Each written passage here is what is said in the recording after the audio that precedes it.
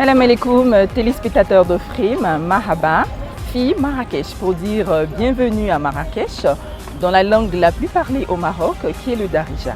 Suivez l'émission Frim à Marrakech.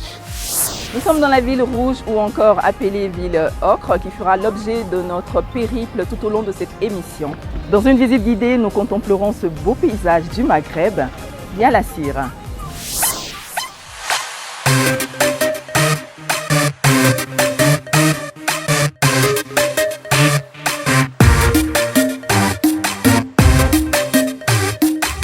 بغيتي غير اللي يقولك اوكي ما يعليش الراس يبقى مبلوكي يتجرح ويقول لاباس بغيتي غير اللي يقولك اوكي ما يعليش الراس يبقى مبلوكي يتجرح ويقول لاباس انا ماشي من داك النوع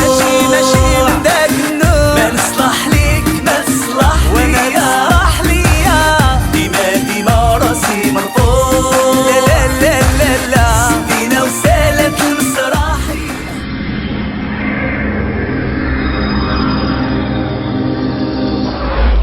Nous sommes à la place Jamel Fna où foisonnent plusieurs activités touristiques, charmeurs de serpents, liseurs de paumes et bien d'autres.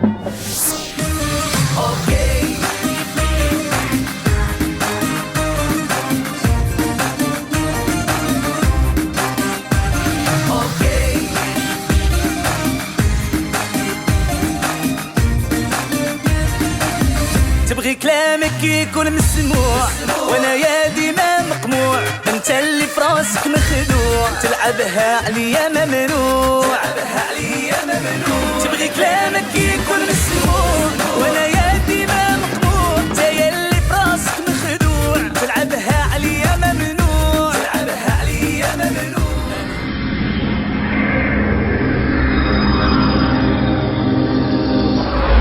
Là où les femmes travaillent l'huile d'argan, et l'extraction c'est à la main. Alors l'histoire de l'arganier, ça vient de cet arbre, ce qu'on appelle chez nous l'arbre de l'arganier ou l'arbre à chèvre. Alors sur l'arbre de l'arganier, s'il vous plaît, on trouve les fruits d'argan. Alors regardez, vert, jaune, après ça devient marron. Vous voyez, ça c'est les fruits d'argan. Alors la femme avec la pierre, elle enlève l'écorce. On trouve dedans le noyau. On casse le noyau. Regardez s'il vous plaît, casse c'est à la main. Alors à l'intérieur du noyau, on trouve l'amande d'arganier. Vous voyez, ça c'est l'amande d'arganier. Alors quand la femme torréfie l'amande de bien grillée, elle crase avec son moulin pour obtenir l'huile d'argan alimentaire et médicinale, ça veut dire pour la consommation. Alors ça marche contre l'hypertension, l'hypotension, cholestérol, diabète, mauvaise circulation de sang, les acouphènes, la goutte, l'ostéoporose, ça fait fortifier les os. Sinon, l'amande ça reste à froid, c'est pour avoir l'huile d'argan cosmétique, ça veut dire corps, cheveux et visage. Et on a, s'il vous plaît, des certificats de conformité, des certificats d'argan, on a pas mal de s'il vous plaît. Ça, c'est le torteau là, ce qu'il reste de la pâte là. La pâte là, s'il vous plaît, on fabrique avec le savon d'argan. On fabrique aussi des masques pour le corps et on fabrique aussi le savon noir avec ça, la pâte d'argan avec la pâte d'olive noire. Ça, c'est l'huile d'argan, l'histoire, c'est comme ça. Et l'arbre de l'arganier, il peut vivre jusqu'à 200 ans en plus. D'accord? L'arbre de l'arganier.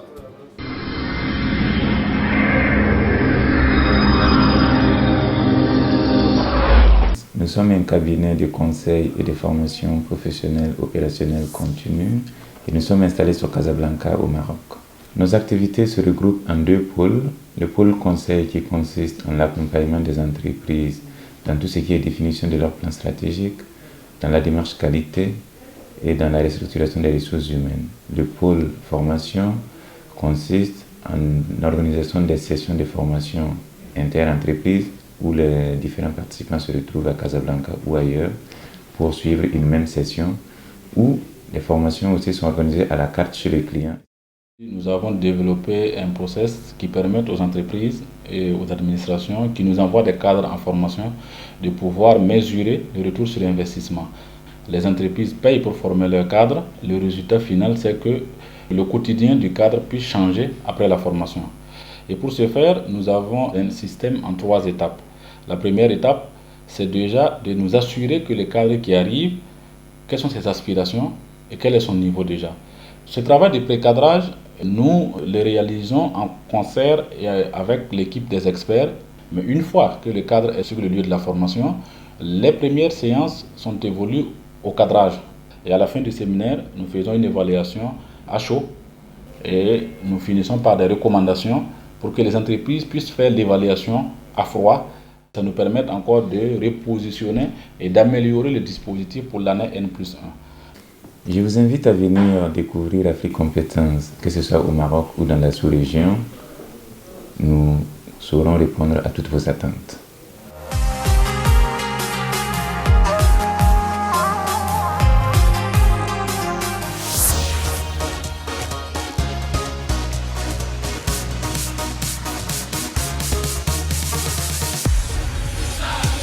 يا ذاك الغزال ما خليتي ما يتقال زينك هبال دانسي من دانسي شمال يا ذاك الغزال ما خليتي ما يتقال زينك هبال دانسي من دانسي شمال. Bonjour, bienvenue au Jardin Majorelle. Vous êtes dans le jardin d'un artiste, d'un peintre français, Jacques Majorelle, qui est venu s'installer à Marrakech dans les années 1920. Il a créé ce jardin qui est un jardin exotique parce que toutes les plantes qu'il a fait venir viennent des 5 continents, Amérique centrale, Afrique, îles Canaries, Amérique du Sud, Australie. Et il a voulu créer un jardin en tant qu'exotique à l'intérieur de Marrakech, cette ville au climat désertique, avec des contrastes de température très forts. Il a voulu aussi rajouter de la couleur dans ce jardin, parce qu'il voulait que ce jardin soit comme un tableau vivant. C'est pour ça qu'on retrouve plein de couleurs. Et d'abord le fameux bleu Majorelle, qui recouvre l'atelier Majorelle, où maintenant nous avons en fait transformé en musée berbère du jardin Majorelle. Ce n'est pas un jardin botanique pour apprendre les plantes, c'est un jardin de sensations, de bien-être. La lumière de Marrakech fait éclater les couleurs. C'est un jardin qui accueille chaque année presque 800 000 visiteurs, des touristes étrangers de tous les pays et bien sûr des Marocains qui découvrent un jardin qui n'est pas un jardin traditionnel marocain, mais qui n'est pas non plus un jardin français typique, traditionnel. C'est devenu aujourd'hui une oasis au milieu de la ville de Marrakech. Alors donc nous avons aussi constaté que vous avez un musée au sein de ce jardin-là. Vous pouvez nous parler un tout petit peu de cela? Alors ce musée, on a voulu dans l'atelier de Majorelle installer une collection d'art berbère. Pierre Berger voulait offrir au Maroc un premier musée consacré à la culture berbère. Aujourd'hui ce musée existe depuis 4 ans. Il a un grand succès d'abord auprès des Marocains qui peuvent découvrir ce patrimoine qui fait partie de leur identité puisque les Berbères étaient là avant l'arrivée des Arabes et constituent une particularité du Maroc. Oui, c'est ça, exactement. Et il paraîtrait même que la langue qui est la plus parlée ici, c'est le darija. le darija. Le darija, c'est la version marocaine de l'arabe classique. D'accord. Mais la deuxième langue la plus parlée, c'est l'amazigh, qui est la langue des Berbères. Et effectivement, jusqu'à il y a quelque temps, elle n'était pas enseignée, mais avec la nouvelle constitution, maintenant, on enseigne l'amazigh aux Marocains. Et en fait, le Marocain a une richesse déjà linguistique que n'ont pas d'autres pays, c'est qu'il apprend l'arabe classique, il apprend le darija, qui est le marocain ou l'arabe du Maroc. Il parle souvent français, puisque le français est la deuxième langue officielle. Voilà.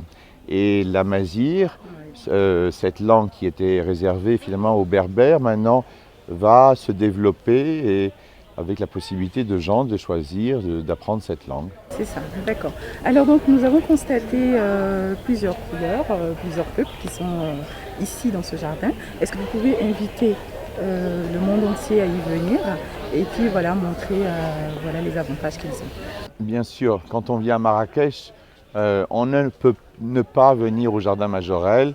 Déjà quand on atterrit à Marrakech, on pense à cette couleur qui est un bleu qui existe puisqu'on le trouve en Afrique noire.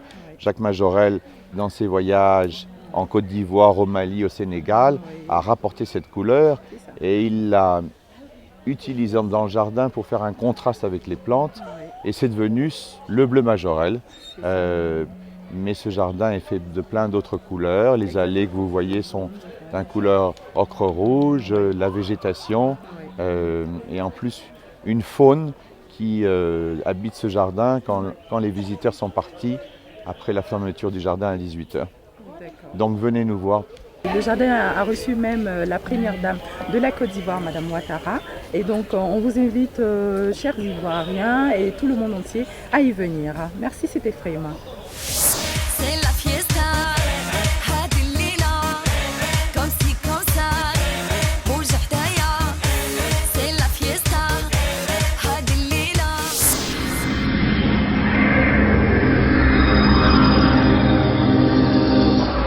Bienvenue à la mission FRIM. Marhaba bikoum à la mission FRIM. Ce soir-là, on va vous présenter un couscous marocain. C'est un plat traditionnel marocain.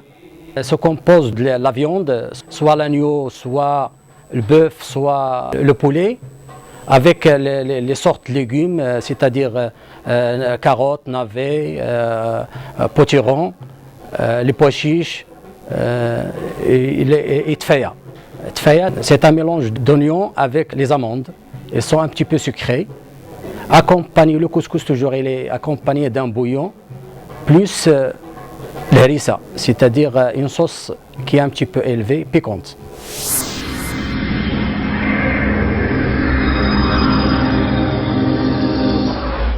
C'est vraiment un pays à l'avant-garde de la politique touristique.